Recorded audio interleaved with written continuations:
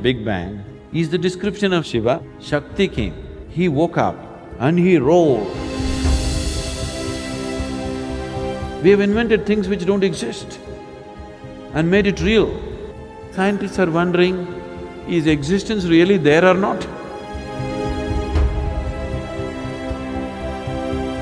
They will never know if they don't give up their present ways of exploration.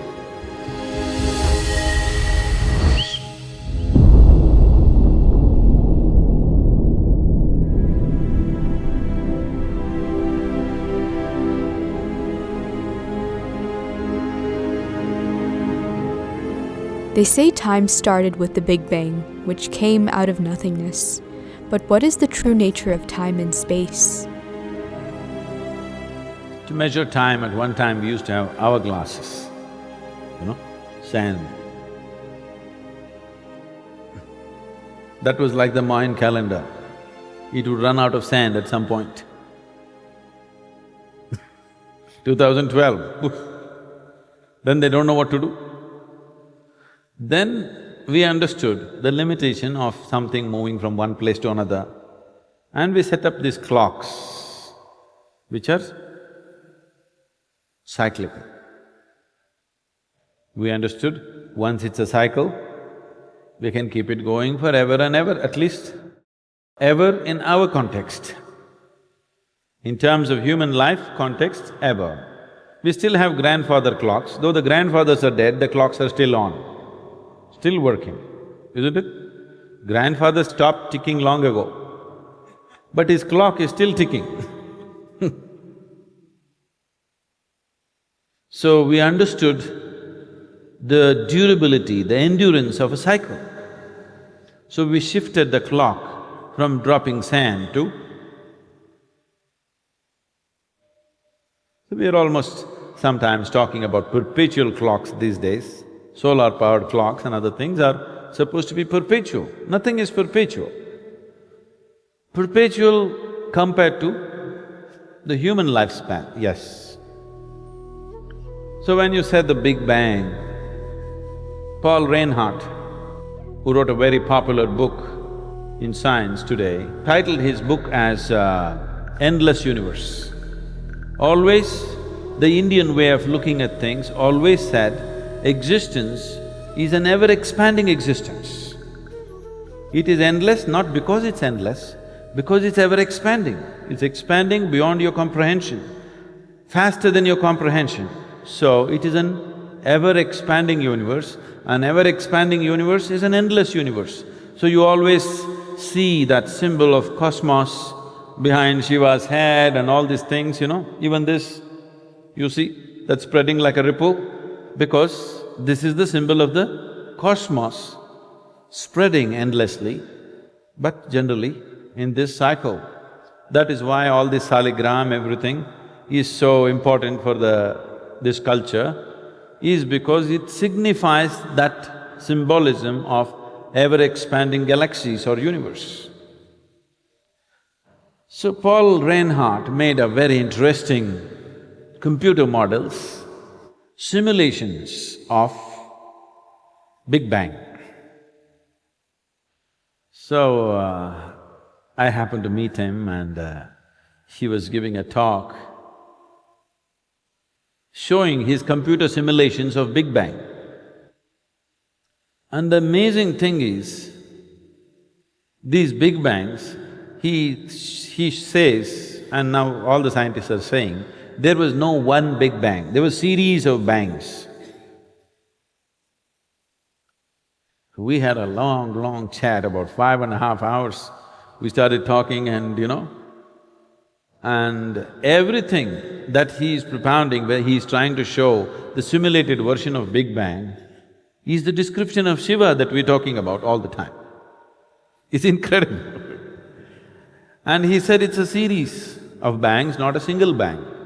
So I asked him a simple question. So if it's a series of bangs, could it be a roar? See, if you take off the silencer for a motorcycle or a car, it won't do brrr, it'll do dup, dup, dup, dup, dup. Big bangs are happening. This is how an engine is working, the internal combustion engine is firing. When you throttle up, it fires so rapidly, it feels like a roar. But actually it's bang, bang, bang, bang, bang, that's how the engine is going. So I said, if there are lots of bangs, could it be a roar?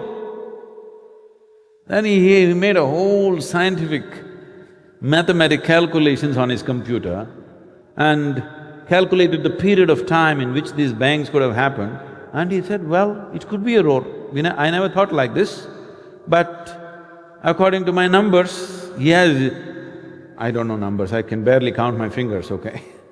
He produced all kinds of calculations and said, yes, it could be a roar. Then I told him, do you know, in our culture, in the Indian way of life, particularly in the yogic system, we always said everything was still, primordial, absolutely still. Then Shakti came. This is…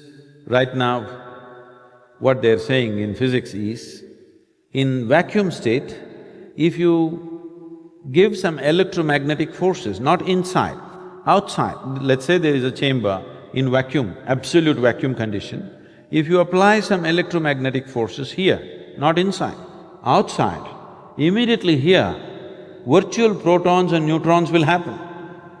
So right now they're saying this is how the creation started. There was absolute stillness, nothingness, which we call Shiva. Shiva means that which is not. Everything was that which is not. Then Shakti started coming and playing here, and he woke up and he roared. So his first form we called, he's a Rudra.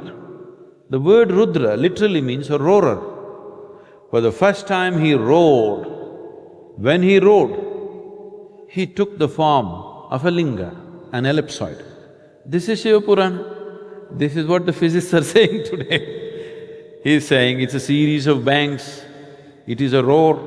When he roared, series of ellipsoid forms happened, and around every ellipsoid form, some particles started gathering and multiple galaxies happened. This is what modern physics is saying. So this is pertaining to only material and space. So where does time fit in? Where does time come from? Time doesn't exist. It is only because your conscious mind wants to compartmentalize everything. The nature of the intellect is, if it doesn't cut something, it cannot understand anything, isn't it? See, the very basis of your intellect is, it is like a scalpel which cuts open everything. Only if it cuts, it will know, otherwise it will not know. So because we have developed modern science through an intellectual process, our way of knowing is always dissection, isn't it? If we want to understand you, we'll dissect you. Can we know where your creative power is by opening up your brain or by opening up your body? It will not happen, but that is the way we will try to find out, because that is the reason why modern science with its physical means comes to a dead end at a certain point. This happened a few years ago, many years ago. I never subject myself to such indignities anymore. I was with a group of people and they said, we want to test your gamma waves. I did not know I have gamma waves in me. They said, no, you have gamma waves in your brain, we want to measure this. I said, okay, because I was obligated to them for something and I said, okay. So they put 14 different electrodes into me and they said, you meditate. I said, I don't know how to meditate. They said, why you teach everybody meditation, you don't know? I said, I don't know how to meditate, I teach people, but I don't know. And they asked, okay, what can you do? I said, if you want, I can sit still. Then they discussed and they said, okay. So I just sat still. After 15–20 minutes, they're hitting me with some metallic object on my ankle, on my knee, in my elbow. Initially I thought, okay, this is some part of their experiment, and I waited. Then it became more and more persistent and very painful. I thought, what is it that they want to do to me? They want to break my bones or if they wanted me to come out, if they just say, open your eyes, I would open my eyes, I'm fully alert and conscious. Then not able to bear the pain, I opened my eyes and looked. They were all giving me a weird look, they looked at me like this. I said, did I do something wrong? They said, our instruments say you're dead. I said, this is a great diagnosis you have. Then they said, obviously you're not dead, you're talking. Either you're dead or your brain is dead. And I said, the second one is too insulting. I'll take the first one. I don't mind being dead. I'm alive enough, so if you think I'm dead, I'm fine. Why I'm saying this is, you are trying to enter every space in creation through physical means. It stops somewhere and you're unwilling to admit it. But for the first time, a large percentage of the responsible scientific community is clearly saying, universe is endless. And they're also saying, we will never know the nature of creation. Not that we do not know, we will never know. They will never know if they don't give up their present ways of exploration. So we have always seen creation as a beginningless thing. Is it just a convenient philosophy? No, because it is beginningless. Because as you realized, an hourglass working as a clock is not practical, way back creation realized, working this way is not practical, so it works in cycles. Whatever is in cycle is beginningless, isn't it? Where is the beginning point for a circle, you tell me? Wherever you are standing right now, that is the beginning point for you. Because you started counting from 2000 or whatever, and now you think this is 2009, this is just your nonsense. This is just human nonsense, isn't it? 2009, 2010, 2012, this is all just human nonsense. There is no existential basis for this. Yes or no? So time, though people are trying to always talk time and space, time has no existential basis. I do not know whether science, physical sciences will ever dare to venture into this in near future, but someday they will have to admit it, that time has no existential basis, it is just human nonsense. Space also has no existential basis. See, both time and space, you can stretch them out and make them as wide as galaxy, as long as light years, or you can roll them down all here in a point, or into nothingness. You can obliterate it into nothingness. Right now, modern science, physical sciences, sometimes are asking the question, is existence really there? How is that for you? You are here, I'm here, we're experimenting, we got laboratories, and the results are going in a direction where scientists are wondering, is existence really there or not? When somebody says existence is relative happening, it's only relative, it's not absolute. Now there is a question whether it's there or not, isn't it?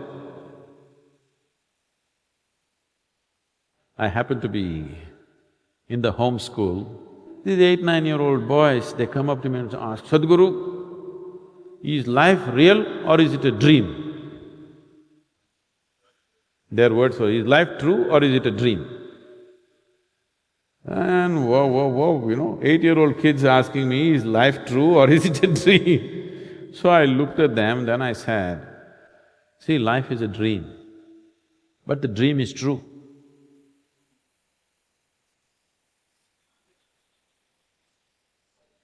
The dream is true, isn't it?